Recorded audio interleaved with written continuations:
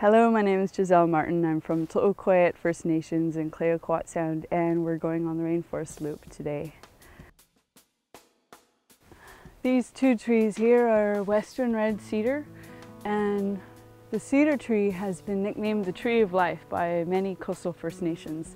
We use it for everything except for food, basically. The wood for our longhouses, for our canoes, our bentwood boxes, our cradles, coffins. This is a Sitka spruce, and it's one of my favorite trees. Actually, I have lots of favorite trees, but whenever I see this tree, personally, I think of it as a fire tree because I use the sap to start fires with, and I always, wherever I go, have a ball of sap in my backpack in case I ever need to make an emergency fire.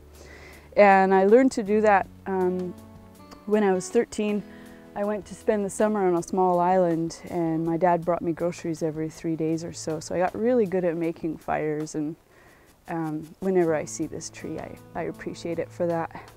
There's a lot of different ferns here, and actually every single plant in the forest here has different uses, whether that's medicinal or technical or for food. This one here is a sword fern. It's one of the bigger ones. And you can tell it apart. If you look at each individual leaf, there's a little hilt on it, just like a sword. This one here is a bit smaller, and it doesn't have the hilt. It's a deer fern. And this one you can eat the fiddleheads on in the early spring when they first come out, though you do have to cook them before you eat them. But they're delicious once they're cooked. You can steam them or fry them in butter and put them on pizza or grilled cheese or on salads. They're great. This is a salal bush, and it's a very useful bush, and it's very prominent on the west coast, and our people use the berry for a lot of food. We picked it gallons and gallons and gallons, dried it, mashed it into cakes and stored it for the winter, and then we would break off a chunk in the winter and eat it with fish head soup or whale oil. And it's the bear's favorite berry as well. It's the berry with the most carbohydrates out of any berry on the coast here.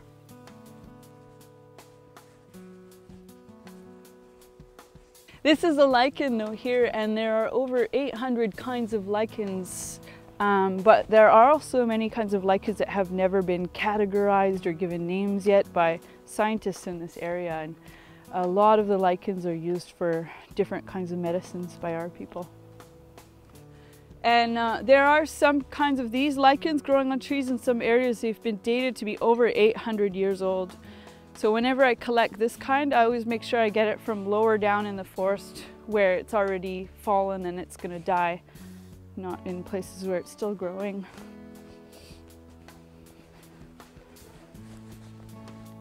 This here is a bracket fungus, and it grows quite slowly, and we used it to carry fire. If you feel it's quite hard, kind of like a cork.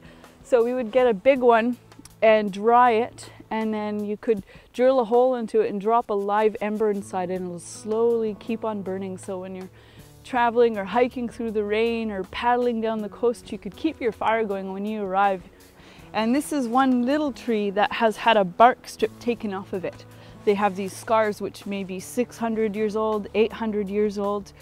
And that was part of our culture, to take only what we needed and never more. And you know, we had the laws where you're not allowed to cut down an entire tree unless you can commit to using that whole tree, not to hunt pregnant animals or be wasteful of any resources. And if you did that kind of a thing, it was considered stealing from future generations.